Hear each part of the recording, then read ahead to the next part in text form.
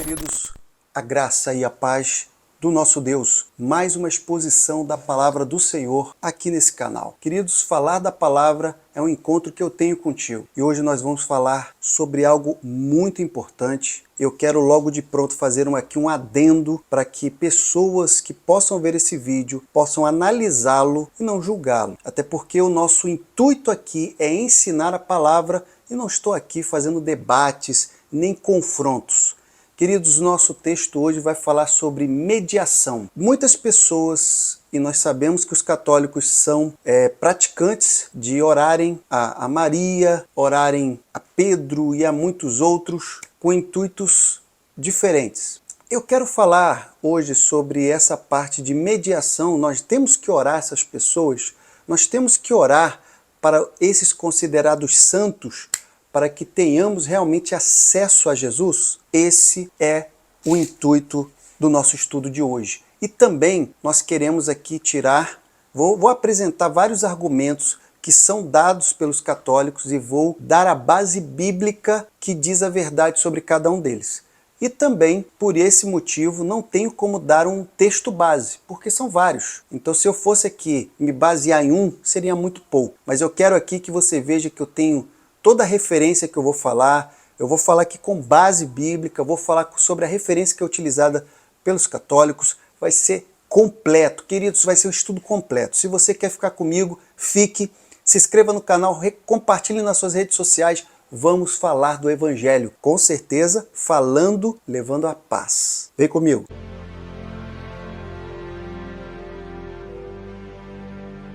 Bom, amados, como eu disse aqui desde o início, vamos falar aqui sem cortes e sem demora. Mas eu quero dizer que, mais uma vez, eu quero fazer essa atenção de que aqui não estou utilizando-me do canal para poder refutar ou então para criticar. Não é isso. Eu estou aqui mostrando a Bíblia e é a Bíblia que vai falar. Então eu peço que cada um possa ter a sua consciência de analisar o que vai ser dito e ali tome a sua decisão sobre aquilo que acha mais coerente, tendo em vista que o que eu vou dizer como argumento aqui dos católicos, eu tirei da própria fonte de vídeos de padres católicos, tá, queridos? Então não foi uma coisa que eu tirei da minha cabeça, não foi algo que eu tirei do meu achismo, foi um estudo que eu fiz e estou aqui compilando e trazendo resumido para você.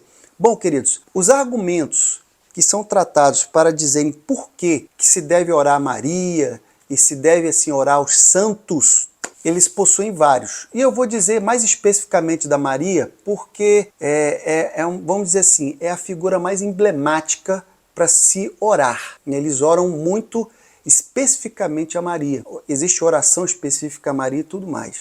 E a primeira coisa, amados, é que eles dizem que pedir diretamente a Jesus faz com que as pessoas percam a reverência. Ou seja, as pessoas vão pedir como se fosse uma pessoa qualquer. E uma vez que você pede a Maria, você pode pedir com mais intimidade, você pode pedir com um linguajar mais leve, sabendo que Jesus é o Rei. Então, seu pedido, sua forma de falar deveria ser rebuscada, não sei, ou não deveria ser sem reverência. De uma forma, eu quero só fazer um comentário. Eu tenho que 50% desse argumento eu tenho que defender no devido sentido. Eu realmente vejo muitas pessoas fazendo oração ao Senhor Jesus Cristo como se fosse algo tão íntimo, alguém tão próximo, que chega a falar: ah, você que me escuta, eu quero falar com você. Jesus não é você. Jesus não é uma pessoa que está no mesmo nível como nós. E quando ele fala sobre orar a Maria para que não venha perder a reverência, essa perda de reverência não tem muito a ver de você orar diretamente a Jesus, mas como você é ensinado a fazê-lo. Já vi pessoas que, por exemplo, têm que falar com Deus como se fosse seu pai, mas um pai muito, muito especial, que fosse paizinho querido, papai. E nós não vemos esse tratamento dos discípulos com o mestre, nós não vemos com os crentes, os cristãos da igreja primitiva para com seu Senhor. Nós não vemos esse tratamento na Bíblia. Desde o Antigo ao Novo Testamento não há esse tipo de palavra íntima para com seu Senhor, como se fosse alguém. Mas agora nosso primeiro argumento bíblico sobre essa parte onde você deve orar a Maria para você não perder a reverência. A Bíblia diz em João, no seu capítulo 14, versos 6 e 7, disse-lhe Jesus, eu sou o caminho, a verdade e a vida, ninguém vem ao Pai senão por mim. Se vós me conheceis a mim, também conhecerias a meu Pai, e já desde agora o conheceis e o tendes visto. Bom, amados, tem que conhecer a Cristo, tem que estar realmente muito íntimo de Jesus, mas não é íntimo de intimidade, você tem que conhecer o seu Deus. Como é que você o conhece? Orando, clamando a Ele, lendo a palavra, buscando o conhecer a Deus. E aqui Jesus fala uma coisa muito clara. Ele diz que Ele é o único caminho, Ele é o caminho, Ele é a verdade e a vida e ninguém. Presta bem atenção nessa palavra. Ele não está falando por eu e mais alguém. Ele fala ninguém vem ao Pai. E quando Ele fala vem, é porque Ele está ao lado. Presta bem atenção. Quando Ele está usando esta palavra, ele poderia falar assim, ninguém vai, porque ele estaria ali, ninguém vai. Não, ele está falando, ninguém vem, porque ele está ao lado do Pai, ele está com o Pai. Ninguém vem ao Pai senão por mim. Então, queridos, primeiro argumento, tem que ir a Jesus. Sua palavra tem que ser com Ele, com o Pai, porque só Ele mesmo, você tem que conhecê-lo. Porque se você o conhece, a Jesus você também conhece ao Pai. E assim será sempre. Segundo argumento, reconhecer o poderio de Jesus, assim como Pedro. Se recordam, quando Jesus estava ali no barco de Pedro e Pedro viu que ele tinha pego tantos peixes pela ordem de Jesus e ele se viu pecador diante de Jesus. Ele não podia ficar ali diante do tamanho horror de imaginar que ele era pequeno. E quem estava ali era o Rei, era o Senhor. Mas veja, vamos ler o que diz 1 Pedro, no seu capítulo 2, verso 17. Honrai a todos, amai a fraternidade, temei a Deus, honrai ao Rei. Bom, queridos, essa palavra de Pedro, ela é muito específica. E todas as pessoas, quando ouvem temei a Deus, a primeira impressão ou o primeiro pensamento é, devo ter medo de Deus. E não é isso que o Senhor ensina, até porque, quando ele estava nessa terra, ele considerava pessoas mais chegadas que um irmão, muito chegadas. Ele tinha as pessoas que ele tinha muito contato. Então, queridos, como a gente pode falar de um Deus tão pessoal, um Deus tão próximo com os seus discípulos, a ponto de chamá-los de amigos, e aqui dizer, temer a Deus é ter medo. Não, queridos, você tem que entender que você precisa respeitar o Deus que você serve. Assim como você entende que existem autoridades na terra, ele é uma autoridade, mas é a autoridade divina. Então, esse segundo argumento sobre reconhecer o poderio do Senhor, e é por esse motivo que se deve orar a Maria e a outros santos, fica aí para a sua reflexão. Tem mais um argumento. Como Maria foi usada para Jesus vir ao mundo, ela continua sendo usada para que a graça seja conhecida no mundo. Assim como ele trouxe o autor da graça, Jesus Cristo, ao mundo, ela foi usada para isso, então ela continua sendo usada. Ou seja, ela é eterna, ou seja, ela continua em ação. Bom, vamos aqui a um argumento da palavra do Senhor.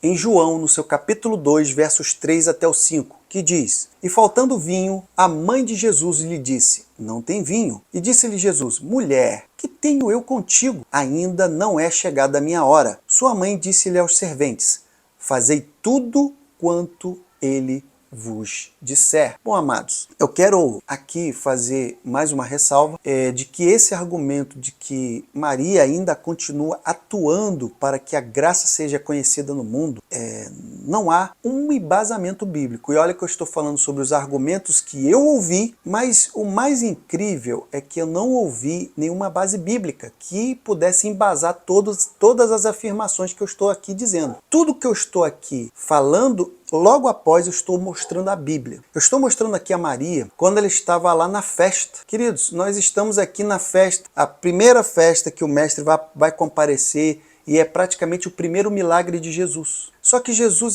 inclusive aqui no canal, nós temos um estudo aqui que fala ainda não é a hora. Queridos, veja esse estudo, é muito completo, muito bom, fala muito forte aos corações. E aqui, Jesus ele vê que Maria está tentando resolver um problema do casal de noivos, no qual acabou o vinho na festa. E o vinho era praticamente o coração da festa, era o que, né, as pessoas... E estava ali o mestre da festa, estava todo mundo esperando, e o vinho não tinha mais. Ela tenta resolver, vai até Jesus, Jesus lhe dá a resposta direta: mulher, que tenho eu contigo?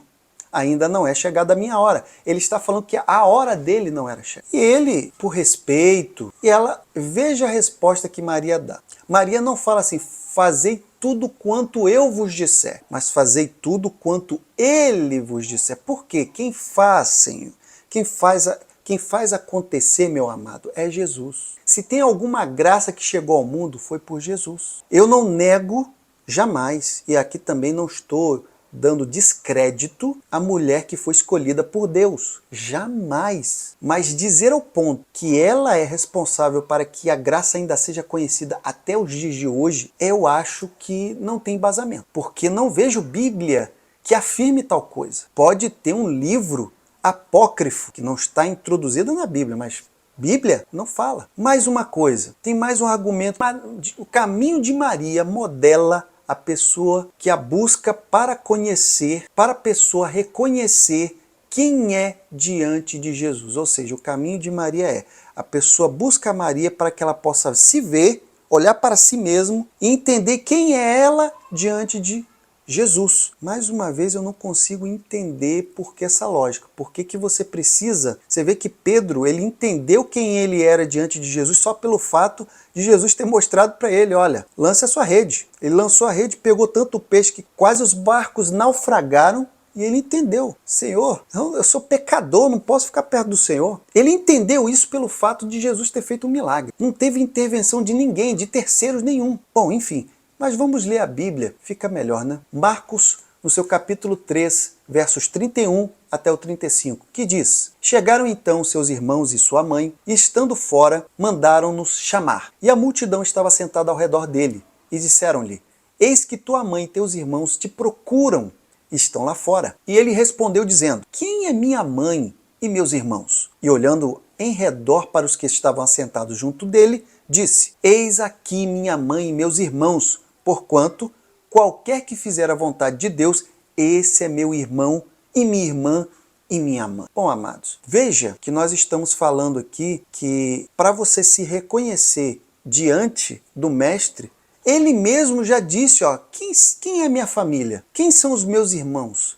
Quem é minha mãe? Ele já logo diz: porquanto qualquer que fizer a vontade de Deus, esse é meu irmão, esse é minha irmã e minha mãe. Queridos, Jesus logo fala o que é preciso para você reconhecer quem você é diante de Deus, diante do Eterno. Não tem uma necessidade secundária, nem mesmo um tipo de: eu preciso entender através de Maria ou de algum outro santo quem eu sou. Essa resposta vem de onde? Da Bíblia. A Bíblia mostra que Jesus já respondia sobre esse assunto, tá? Temos outro argumento sobre o pecado original. A existência do pecado original nos impede de ir diretamente a Jesus, então deve ir a Maria, já que a consequência do pecado original é ter medo de Deus. Bom, queridos, eu tenho certeza que quando você ouve algo assim, você logo se remete ao Gênesis, ao Jardim do Éden, quando o homem e a mulher pecaram e estavam se escondendo de Deus. Mas eles não estavam se escondendo de medo, eles estavam se escondendo de vergonha. Sentimentos diferentes, consequências diferentes. Bom, mas o que a Bíblia diz sobre esse assunto? Pecado original nos dá medo de Deus? E é por isso que temos que orar a Maria e a outro qualquer santo? 1 João, no seu capítulo 3, versos 4 até o 6, que diz: qualquer que comete pecado também comete iniquidade, porque o pecado é iniquidade. E bem sabeis que ele se manifestou para tirar os nossos pecados. E nele não há pecado. Qualquer que permanecer nele não peca. E qualquer que peca não o viu e nem o conheceu. Nós estamos falando aqui, queridos, daquele que tira o pecado original, daquele que extermina qualquer cédula que o acusa, que o deixa com manchas diante de Deus. Quem é que faz isso? Jesus. Porque ele não tem pecado, nele não há pecado. Qualquer pessoa que permanece em Jesus e não peca, essa pessoa está totalmente imune a esse tipo de coisa que pode ser dito. O pecado original, queridos, ficou na cruz. Na cruz. Agora, que é claro, quem peca, quem vive uma vida dissoluta, quem quer viver o seu eu, essa pessoa nem viu e nem conheceu ao Senhor Jesus. Então eu não vejo aqui também, segundo a Bíblia, o argumento de que o pecado original nos impede. Até porque os próprios Senhor Jesus ele já se sacrificou para que esse pecado fosse anulado. Uma vez que não existe esse pecado para nós, não tem que se falar de medo, de vergonha, de nenhum impedimento que nos faça a chegar à presença do Eterno. Mais um argumento, e você vê que já falei vários. Não vou conseguir exaurir aqui todo o assunto, mas eu quero falar de tudo com um argumento, com todo o embasamento e mais do que isso. Quero convidar você a ser inscrito do canal e compartilhar esse vídeo nas suas redes sociais. Que Deus possa continuar abençoando, porque esse canal fala da Bíblia. Queridos, nós temos aqui falando que buscar a Maria é considerado um dom. Bom, queridos, eu acho isso aqui uma parte fortíssima. É muito forte nós considerarmos e afirmarmos de que essa busca por Maria é um dom. Primeiro, porque eu não encontro na Bíblia. E segundo, que todo dom ele foi denominado. Mas deixa eu falar de um bem conhecido aqui em Romanos, no seu capítulo 6, verso 23, que diz: porque o salário do pecado é a morte, mas o dom gratuito de Deus é a vida eterna por Cristo Jesus, nosso Senhor. O dom da vida vem somente por um, Jesus Cristo, nosso Senhor. Aleluia. Aleluia. Queridos, eu poderia elencar os dons que são considerados dons espirituais. E nenhum deles há esse argumento que foi trazido aqui da Maria. Bom, eu quero aqui também dizer que eu tirei muitas dessas perguntas de afirmações que foram feitas em vídeos, e esses vídeos foram baseados também na narrativa que foi dada por essas pessoas que defendem a causa que você precisa ir até Maria ou então a outros santos, sobre a Bíblia de São Luís, que também é chamada Bíblia Rica de Toledo, ou simplesmente Bíblia de Toledo. Ela é uma Bíblia moralizada em 3 volumes, que foi feita em 1226 e 1234, para o rei Luís IV da França. Ou seja, foi feita para um rei muito tempo depois que já tinha a igreja primitiva, que Jesus já tinha ido ao céu. Ou seja, não é a Bíblia, como eu digo, um livro apócrifo que fala sobre a Bíblia de São Luís. Bom, queridos, e dentro desta referida à Bíblia, e inclusive também sobre o Tratado da Verdadeira Devoção da Santa Virgem, da Santíssima Virgem, que é de São Luís Maria, existem aqui os tipos de devoto, tá, queridos? Existem os tipos de devoto e são 7. Vamos falar pelo menos 2, que também é uma defesa do porquê você tem que orar a esses santos. É porque existe o devoto crítico. E esse devoto crítico é aquele que não tem fé, é cético, aquele que não acredita em nenhum tipo de santidade dos deuses não, dos santos. E existe o devoto escrupuloso. São aqueles que receiam desonrar o filho, honrando a mãe e rebaixá-lo se a exaltarem demais. E isso é o devoto escrupuloso. Se você quiser honrar o filho, que é realmente o principal, que é Jesus, em detrimento à mãe. Bom, falando sobre esses 2, eu também gostaria de falar que um dos argumentos mais fortes, eu posso considerar o mais forte de todo esse estudo, é de que eles dizem que tem a necessidade, e isso está nessa Bíblia de Toledo, que existe no capítulo 2. Se você quiser, queridos, vá lá que você vai ver. Existe a necessidade de um mediador com M minúsculo, considerado aí, entre aspas, Maria, junto ao mediador com M maiúsculo, que é Jesus. Bom, agora, para que a gente possa falar da Bíblia mesmo, a Bíblia que nós usamos, e até que o católico usa, se o católico estiver me vendo aí, não estou aqui criticando a sua religião, não estou aqui trazendo nenhuma afronta a vocês, eu estou lendo Bíblia.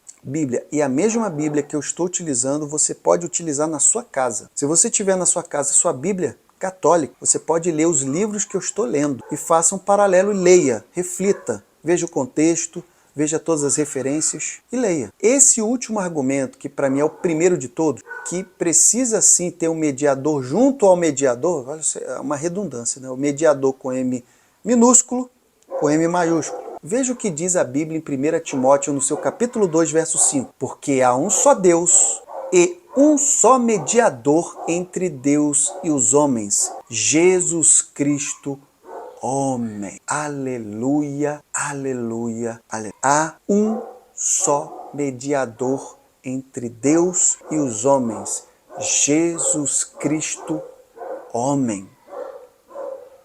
Espero, queridos, que essa palavra não venha trazer aqui, ferir a fé daquele que está ouvindo, mas venha a fortalecer a sua fé e tentar entender por que de repente eu não oro a Maria.